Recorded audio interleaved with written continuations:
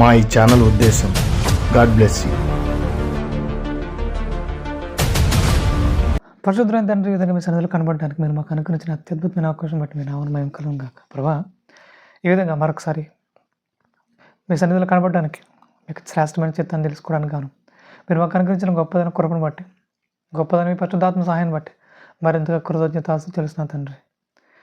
ఇదిగోనైనా మీకు వాక్యాన్ని ఆలోచించాలని ఆశపడుతుండగా మీ పరిశుద్ధాత్మ సహాయం మాకు అందించమని, మీరే మాతో మాట్లాడమని, మీ కృపలు వర్ధిల్లింపజేయమని త్వరలో నేను మా ప్రభువు రక్షకుడునైనా క్రీస్తు శాశ్వతమైన పవిత్రమైన నామములో ఈ ప్రార్థన మనం అడుగుతున్న పరలోకపు తండ్రి, ఆమేన్. వందనాలండి. ముఖ్యంగా ఇప్పటికే మీరు చాలా విషయాలు వింటూ వస్తున్నారు.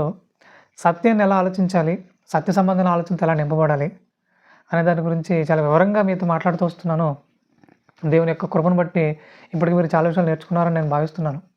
రైట్. ఒకవేళ ఇప్పటివరకు ఈ పాత వీడియోలు ఎవరైనా చూడని వారు అయితే కనుక ఖచ్చితంగా వాటిని కూడా చూసే ప్రయత్నం చేయండి.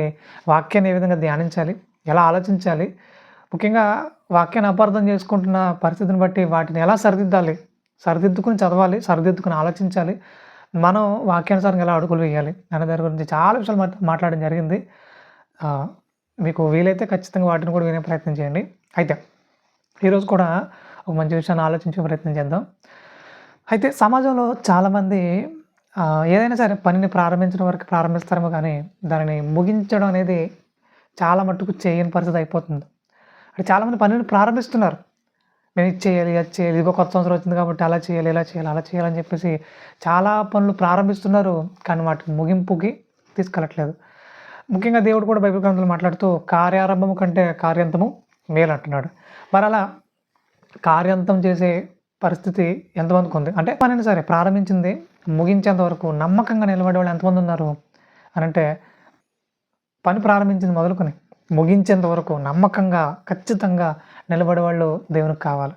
సో అలాంటి వారి కోసం దేవుడు ఎదురు చూస్తున్నాడు. మరి అలాంటి వారిగా మనం ఉన్నాం లేదా అనేది ఒకసారి పరిశీలించుకోవాలి, పరీక్షించుకోవాలి. సరే, ఏదేమైనప్పటికీ ముఖ్యంగా బైబిల్ గ్రంథంలో ఒక బలమైన మాట రాయబడింది, రక్షణ గురించిన మాట. మత్తయి సువార్త 10వ అధ్యాయము 22వ వచనంలో ఆ మాట రాయబడింది. మీరు నా నామం నిమిత్తము అందరి చేత ద్వేషింపబడుదురు అంటున్నాడు. అంటే యేసుక్రీస్తు వారి కోసం బ్రతకడం అనేది, ముఖ్యంగా క్రైస్తవులుగా బ్రతకడం అనేది అంత ఈజీ మ్యాటర్ ఏమి కాదు. ఈ రోజున చాలామంది వారు క్రైస్తవులకి ఆహ్వానించే విధానం ఎలా ఉందంటే, మీరు అప్పుల పాలైపోయారా, అయితే యేసుక్రీస్తు దగ్గర రండి. మీరు రోగాల పాలైపోయారా, అయితే యేసుక్రీస్తు దగ్గర రండి. మీకు చాలా ఇబ్బందికర పరిస్థితులు ఉన్నాయా, కోర్టు సమస్యలు ఉన్నాయా, ఇంకేమైనా రోగాలు ఉన్నాయా, అయితే యేసుక్రీస్తు దగ్గర రండి. ఆయన స్వస్థపరుస్తాడు, మీ రోగాలన్నీ తీసేస్తాడు, మీ అప్పులన్నీ తీర్చేస్తాడు, మీకున్న ఇబ్బందులన్నీ తొలగించేస్తాడు, రండి అంటున్నారు. కానీ ఇక్కడ ఏమంటున్నాడు? మత్తయి సువార్త 10వ అధ్యాయం 22వ వచనంలో ఏమంటున్నాడు? నా నామం నిమిత్తం జనులందరూ మిమ్మల్ని ఏం చేస్తారు అంటున్నాడు? ద్వేషిస్తారు అంటున్నాడు. మరి ఇది చెప్తున్నారా? చెప్పట్లేదు. ఇది చెప్పి తర్వాత ఇంకో మాట రాశాడు. ఆ మాట కూడా చదివే ప్రయత్నం చేద్దాం. ఏమంటున్నాడు? అందరి చేత ద్వేషింపబడుదురు, అంతం వరకు సహించిన వాడు రక్షింపబడును అంటున్నాడు. అంతం వరకు సహించేవాడు రక్షింపబడును అంటున్నాడు.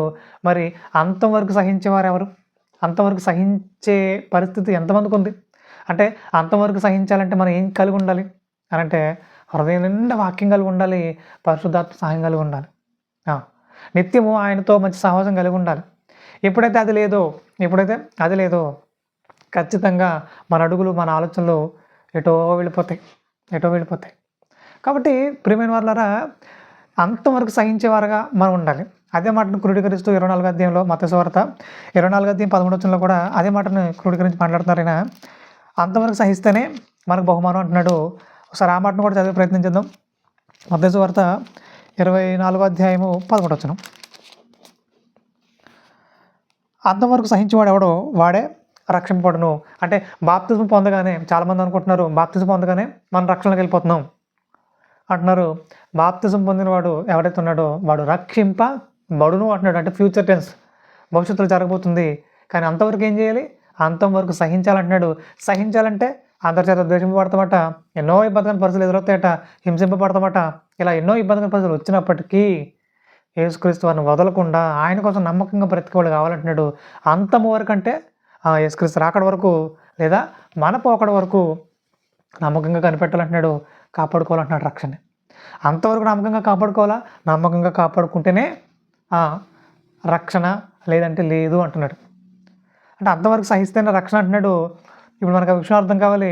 మధ్యలో వదిలేస్తే పరలోకం మనం మనకి చాలా చాలా క్లియర్ కట్గా మనకు అర్థమవుతుంది. మరి అలా మధ్యలో ఆగిపోయిన వాళ్ళు ఎవరైనా ఉన్నారా బైబిల్ గ్రంథాలు అంటే చాలామంది ఉన్నారు. చాలా జీవిత చరిత్రలు మనకు కనబడతాయి. అందులో ఒక చరిత్రలు మనం తెలుసుకునే ప్రయత్నం చేద్దాం. కానీ మధ్యలో ఆగిపోయినప్పటికీ ఆయన అక్కడితో ఆగిపోలేదు. మరలా కొనసాగించే ప్రయత్నం చేశాడు. ఆ రక్షణలోనికి ప్రవేశించాడు ఆయన. సో ఆయన్ని ముఖ్యంగా క్రైస్తవులందరూ కూడా విశ్వాసులకు తండ్రి అని పిలుస్తారు. అబ్రహాము. ఈ అబ్రహాం గారు కూడా మధ్యలో కొంత ఆగిపోయిన పరిస్థితి మనకు కనబడుతుంది. కానీ చాలామందికి తెలియని చరిత్ర ఏంటంటే ఆదికాండం 12వ అధ్యాయం.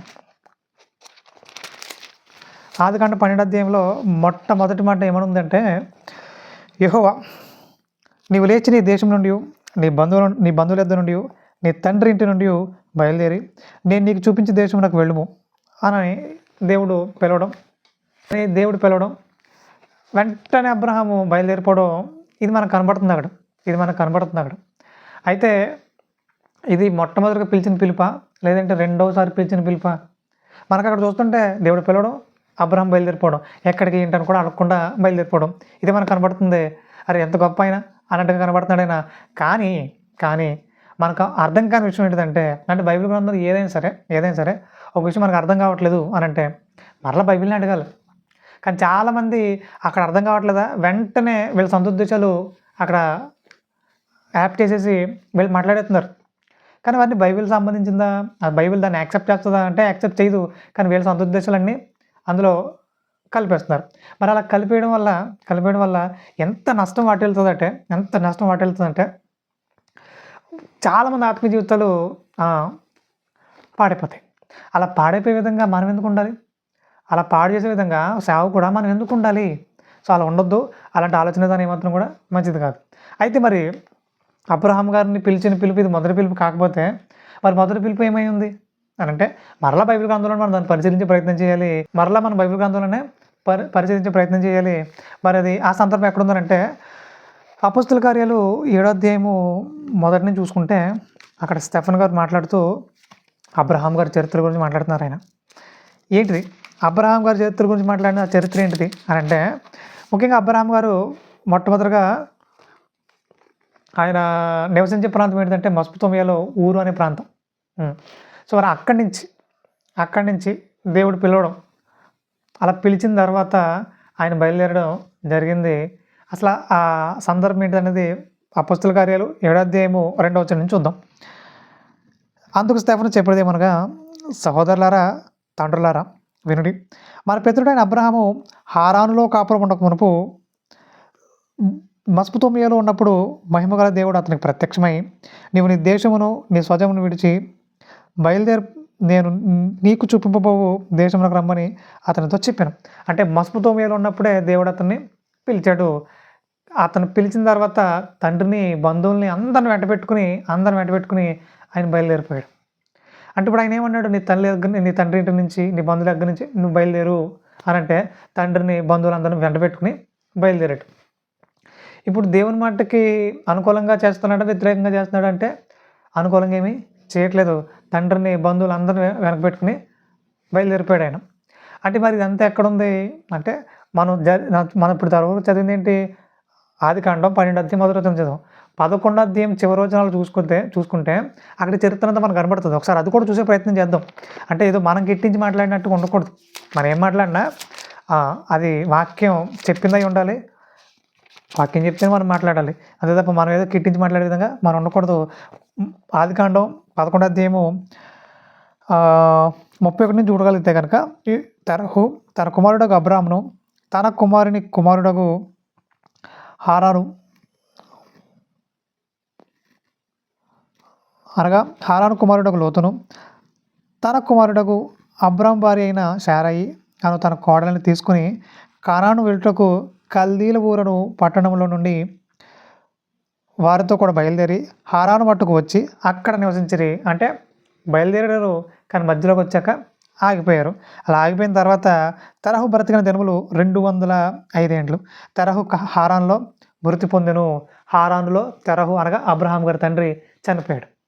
అలా చనిపోయిన తర్వాత 12వ అధ్యాయం 1వ వచనంలో మరలా దేవుడు పిలుస్తున్నాడు.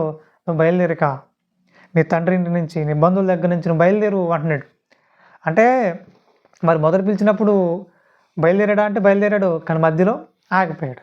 ఇంక అక్కడే నివసిస్తున్నారట, వాడి ప్రయాణాన్ని కొనసాగించట్లేదంట. ఈ రోజున చాలామంది క్రైస్తవులకు ఎంటర్ అయ్యారు. ప్రభు నేను మీకోసం అది చేసేస్తాను, ఇది చేసేస్తాను, అది చేసేస్తాను, చాలా వాగ్దానాలు చేశారు దేవునికి, చాలా మాటలు ఇచ్చేశారు దేవునికి. నేను అలా చేస్తాను ప్రభు, ఇలా చేస్తాను ప్రభు అని చాలా ప్రగల్భాలు పలికారు. కానీ వాళ్ళు కంప్లీట్గా అదే ప్రకారంగా ముందు కొనసాగుతున్నారంటే లేదు. గతంలో ఉన్న వేడి ఇప్పుడు ఎందుకు కనబడట్లేదు? గతంలో ప్రజ్వలించిన ఆ జ్వాల ఇప్పుడు ఎందుకు చల్లారిపోయింది అని అంటే ఎక్కడో ఏదో జరిగింది. ఇప్పుడు అబ్రహాం గారికి వారి తండ్రి చనిపోయాడట. అలా తండ్రి చనిపోయిన తర్వాత ఆలోచనలు పడ్డాడు, అరే నేను బయలుదేరాలి కదా, నేను ప్రయాణంలో ఉండాలి కదా, ఆయన చూపించే దేశంలోకి నేను వెళ్ళాలి కదా, అలా వెళ్ళడం మానేసి హారాలను ఉండిపోయాను నేను అని ఒక మనోచింత బయలుదేరింది. అప్పుడు మరలా దేవుడు ప్రత్యక్షమయ్యాడు. నేను ఇప్పుడు మరలా నేను చూపించే దేశం బయలుదేరు, నీ తండ్రి ఇంటి నుంచి, నీ బంధువుల దగ్గర నుంచి బయలుదేరిపో అని మరలా అవకాశం ఇస్తున్నాడు. మరలా తన ప్రయాణంలో నడిపించుకుంటున్నాడు. ముఖ్యంగా ఎవరైతే క్రైస్తవులకు ఎంట్రీ, సత్యంలోకి ఎంట్రీ, చాలా దేవునికి మంచి నిబంధనలు చేసుకొని ముందు కొనసాగాలన్న ఆలోచనతో స్టార్ట్ చేశారో వాళ్ళు ఇప్పుడు ఎవరైతే ఆగిపోయి ఉన్నారో, అలా స్టార్ట్ చేసి ఆగిపోయి ఉన్నారో, ఎవరైతే ముందుకి వెనక్కి వెళ్ళలేని పరిస్థితులు ఉన్నారో, ఏదైనా గుంటలో పడిపోయి ఉన్నారేమో, దేవుడు మీకు మరలా అవకాశం కల్పిస్తున్నాడు. ఇప్పుడే లేచి నిలబడే ప్రయత్నం చేయండి. మరలా దేవుని కోసం బ్రతికే ప్రయత్నం చేయండి. దేవుని చిత్తాన్ని గ్రహించే ప్రయత్నం చేయండి. మరలా ఆయన పనిలో, ఆయన అడుగుజాడల్లో ముందు కొనసాగే ప్రయత్నం చేయాలి. ఆ రోజు అబ్రహాం గారు కూడా తన ప్రయాణాన్ని ఆపినప్పటికీ మరలా తిరిగి పునఃప్రారంభించారు. అలా పునఃప్రారంభించి రక్షణలోనికి వెళ్ళిపోయాడు ఆయన. అంతవరకు సహించువాడే రక్షింపబడని అంటున్నాడు. కాబట్టి ఇక మీదట మీరు అలా నిలిచిపోకూడదు, అనగా ఆగిపోయే పరిస్థితులు ఉండకూడదు, సాగిపోయే పరిస్థితిలో మీరు ఉండాలి. రోజు రోజుకి మన ఆలోచన విధానం పరిపూర్ణత అంతరించుకోవాలి. ఎక్కడో ఆగిపోయానండి, ఏదో ఆటంకం వచ్చిందండి, ఇక నేను ఇక్కడే ఉంటానండి అని అంటే అది మంచి లక్షణం కాదు. ఇక మీదట మీరు ఆగిపోయే విధంగా ఉండకూడదు, సాగిపోయే విధంగా ఉండాలి. దేవుని మహింపరిచే విధంగా ఉండాలి. దేవుణ్ణి మరింత ఉన్నతంగా సమాజాన్ని చూపించే విధంగా ఉండాలి. అంతేగాని మీరు ఆగిపోయి ఏం సాధిస్తారు? సాగిపోవడం ద్వారా అనేకుల్ని మరలా మీ మార్గంలోకి చేర్చుకునే ప్రయత్నం చేస్తారు. అనేకులను సత్య సంబంధులుగా తీర్చిదిద్దుతారు. ఎంత గొప్ప ధన్యత.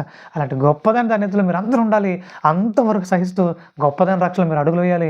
మీ ద్వారా అనేకులు ఆ రక్షణలో అడుగుపెట్టే విధంగా మీరు కారకులు కావాలి. అలాంటి గొప్పదైన ధన్యత దేవుడు మీకు అనుగ్రహించలాగా ప్రార్థన చేద్దాం. పరిశుద్ధుడైన తండ్రి, ఇంత అద్భుతమైన అవకాశం కల్పించి శ్రేష్టమైన సంగతులు నేర్పిస్తూ వచ్చారు ప్రభు. మీ నామం మేము కలుగుగాక. రోజుకు మరింత పరిపూర్ణత అంతరించుకుంటున్నాను. అంతవరకు సహిస్తున్నాను.